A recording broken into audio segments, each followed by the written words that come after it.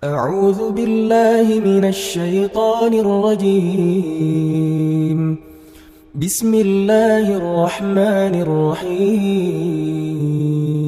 من شرور أنفسنا ومن سيئات أعمالنا، من يهد الله فلا مضل له ومن يضلل فلا هادي له. أشهد أن لا إله إلا الله وحده لا شريك له، وأشهد أن محمدا عبده ورسوله الذي لا نبي بعده. اللهم صل وسلم على سيدنا محمد وعلى آله وأصحابه ومن والاه. أما بعد، فيا عباد الله، أوصيكم وإياي بتقوى الله، فقد فاز المتقون. واعلموا قال الله سبحانه وتعالى: أعوذ بالله من الشيطان الرجيم، بسم الله الرحمن الرحيم. وإذا سألك عبادي عني فإني قريب أجيب دعوة الداع إذا دعاني فليستجيبوا لي وليؤمنوا بي لعلهم يرشدون. صدق الله العظيم وصدق رسوله النبي الكريم، ونحن على ذلك من الشاكرين والشاكرين، والحمد لله رب العالمين. Hadirin jamaah sidang salat Jumat yang dirahmati dan dimuliakan Allah Subhanahu wa taala. Puji dan syukur marilah kita persembahkan kepada Allah Subhanahu wa taala.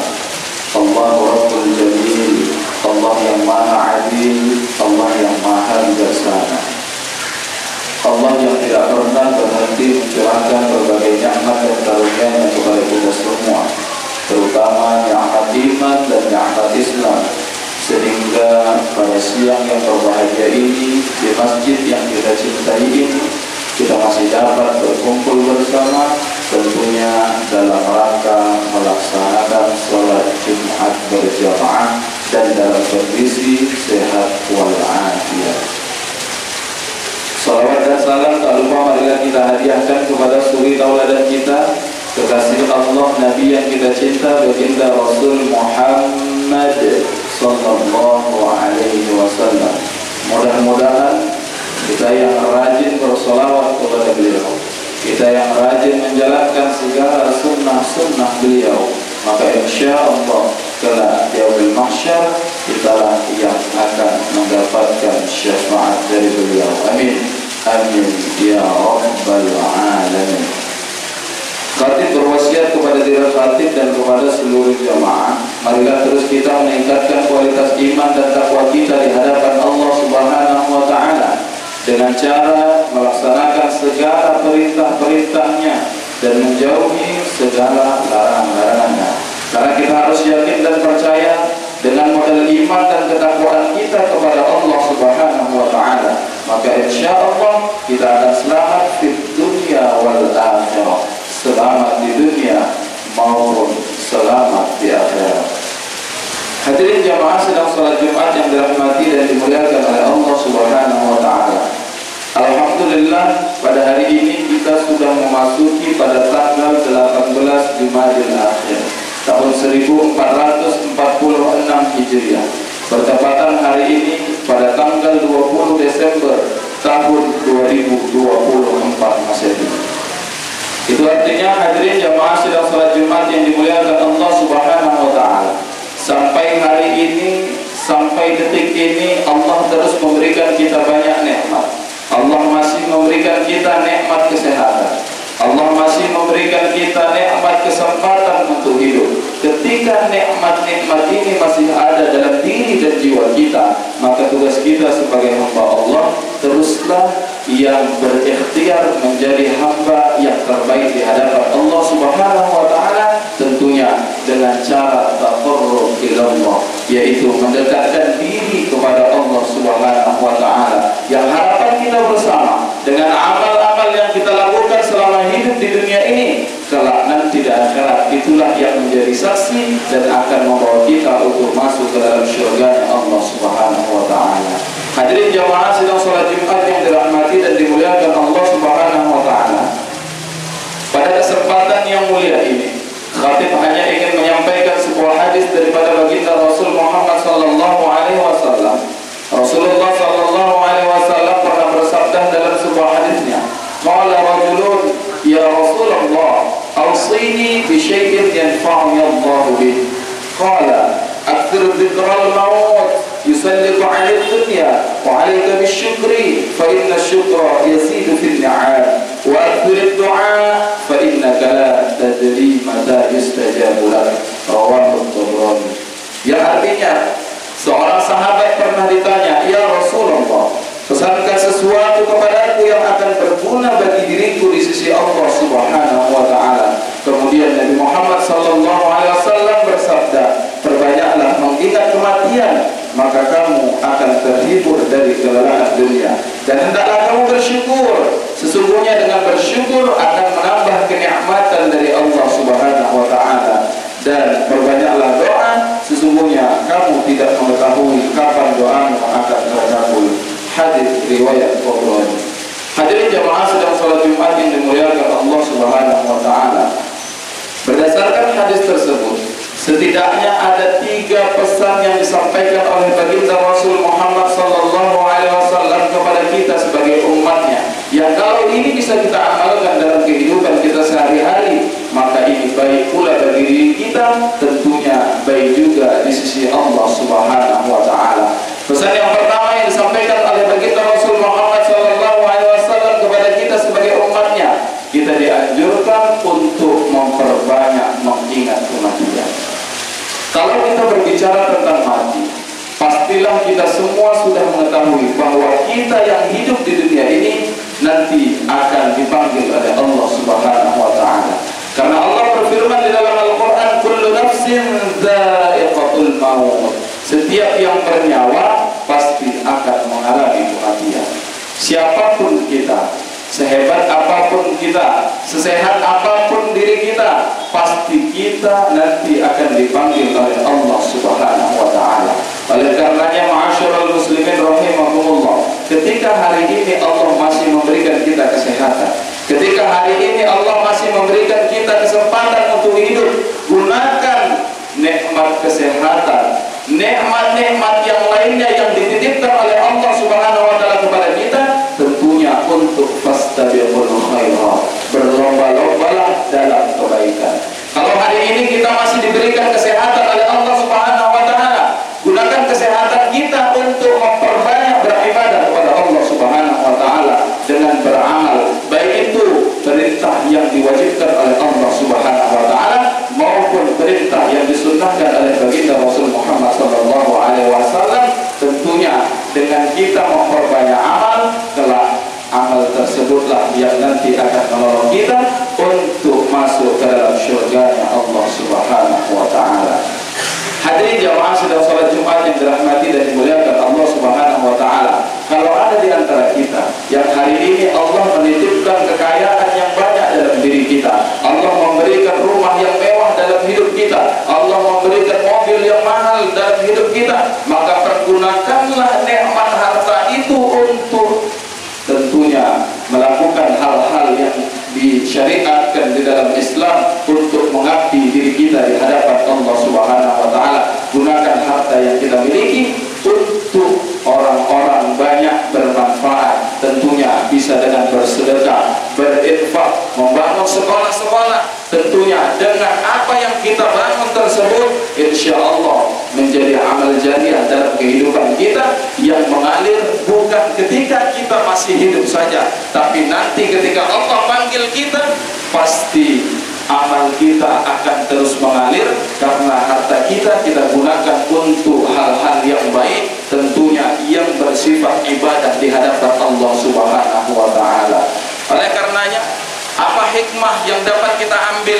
Mengapa Rasulullah sallallahu alaihi wasallam mengingatkan kepada kita sebagai umatnya, kita dianjurkan untuk menjadi hamba yang memperbanyak mengingat kematian? Karena dengan memperbanyak mengingat kematian, secara otomatis kita sedang mengecas keimanan kita di hadapan Allah Subhanahu wa taala.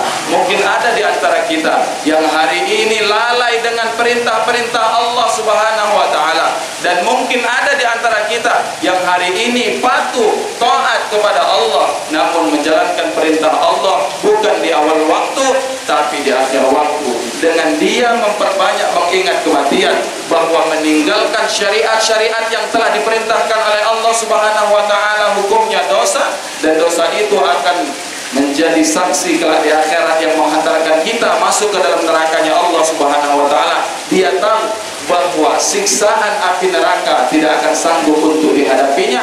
Dengan saat itu juga dia tersadar bahwa mulai hari ini, mulai detik ini dan seterusnya sampai kapan, tentunya nanti sampai kita dipanggil oleh Allah Subhanahu wa taala, dia mulai memperbaiki tentunya hubungan dia kepada Allah Subhanahu wa taala. Yang hari ini mungkin sholatnya lalai, dia mulai perbaiki sholatnya, dijaga 5 kali dalam satu hari, istiqomah, continue, bukan 1 hari 2 hari, bukan 1 minggu 2 minggu, bukan 1 bulan 2 bulan, bukan 1 tahun 2 tahun, tapi sampai nanti dia dipanggil oleh Allah Subhanahu wa taala. Yang mudah-mudahan dengan amal yang ia lakukan selama hidup di dunia ini, insyaallah itu pula lah yang menghantarkan ia untuk masuk ke dalam syurganya Allah Subhanahu wa taala. Hadirin jamaah sidang salat Jumat yang dimuliakan Allah Subhanahu wa taala.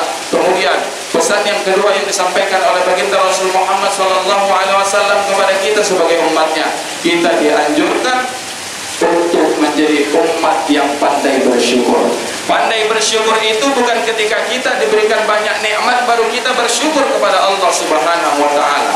Tapi pandai bersyukur itu bagaimanapun bentuk nikmat yang Allah berikan kepada kita, besar ataupun kecil nikmat yang Allah berikan kepada kita, sempit ataupun luas nikmat yang Allah berikan kepada kita, panjang ataupun pendek nikmat yang Allah berikan kepada kita, kita senantiasa menjadi hamba yang husnullah, prasangka baik kepada Allah Subhanahu wa taala. Karena bisa jadi yang menurut kita sedikit itu kurang dan tidak baik bagi kita, ternyata bagi Allah yang sedikit itu pula lah yang baik bagi Allah Subhanahu wa taala. Namun justru sebaliknya, hadirin jemaah sidang salat Jumat yang dimuliakan Allah Subhanahu wa taala, yang menurut kita banyak itu baik dan cukup bagi kita, tapi ternyata bagi Allah yang banyak itu tidak baik pula lah bagi kita sebagai hambanya. Mengapa kita harus prasangka baik kepada Allah? Agar setiap nikmat yang Allah berikan kepada kita, kita selalu prasangka baik,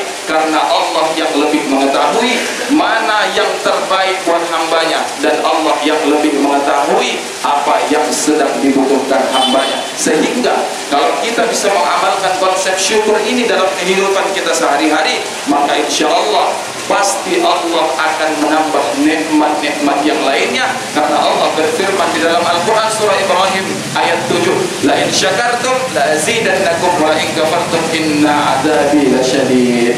Apabila kamu pandai bersyukur, maka akan aku tambah nikmat, tapi apabila kamu kufur, maka tunggulah azabku sangat pedih. Hadirin jamaah sidang salat Jumat yang dimuliakan Allah Subhanahu wa taala. Kemudian pesan yang terakhir yang disampaikan oleh baginda Rasul Muhammad SAW kepada kita sebagai umatnya, kita dianjurkan untuk menjadi umat yang memperbanyak berdoa kepada Allah Subhanahu wa taala. Siapapun kita, apapun aktivitas kita, apapun profesi kita, apapun pekerjaan kita dalam kehidupan kita sehari-hari, pasti kita memiliki keinginan dan cita-cita. Walaupun keinginan dan cita-cita kita masing-masing berbeda, pasti kita memiliki cita-cita dan keinginan dalam kehidupan kita sehari-hari. Oleh karenanya, untuk mencapai cita-cita yang kita inginkan, untuk mencapai apa-apa yang kita inginkan, tentunya selalulah sandarkan hidup kita tentu kepada Allah Subhanahu wa taala. Jangan pernah menyandarkan segala sesuatunya itu selain kepada Allah Subhanahu wa taala. Kalau kita berharap kepada selain Allah, maka siap-siaplah kita akan mendapatkan kekecewaan. Tapi kalau kita selalu menggantungkan harapan kita, menggantungkan mengabulkan semua keinginan dan cita-cita kita hanyalah kepada Allah Subhanahu wa taala, maka insya Allah kita termasuk hamba yang beruntung, pasti tidak akan mendapatkan kekecewaan dalam kehidupan ini, melainkan kita mendapatkan kedamaian, ketentraman dan kebahagiaan yang bukan bahagia di dunia, tapi juga bahagia nanti kelak di dalam akhiratnya Allah Subhanahu wa taala. Maka dari itu, ma'asyiral muslimin rahimakumullah, perbanyaklah kita bermunajat di hadapan Allah Subhanahu wa taala atas setiap apa yang kita inginkan dan apa-apa target kita untuk mencapai segala cita-cita kita. Pasti Allah akan mengabulkan, karena Allah berfirman di dalam Al-Qur'an, wa idza sa'alaka 'ibadi 'anni fa inni qarib ujibu da'watad da'i idza da'an falyastajibu li wal yu'minu bi la'allahum yarshudun. Yang artinya, dan apabila hamba-hambaku bertanya kepadamu wahai Muhammad tentang aku, maka sesungguhnya aku dekat. Aku kabulkan permohonan orang yang berdoa apabila dia berdoa kepadaku. Hendaklah mereka itu memenuhi perintahku dan beriman kepadaku agar mereka memperoleh kebenaran.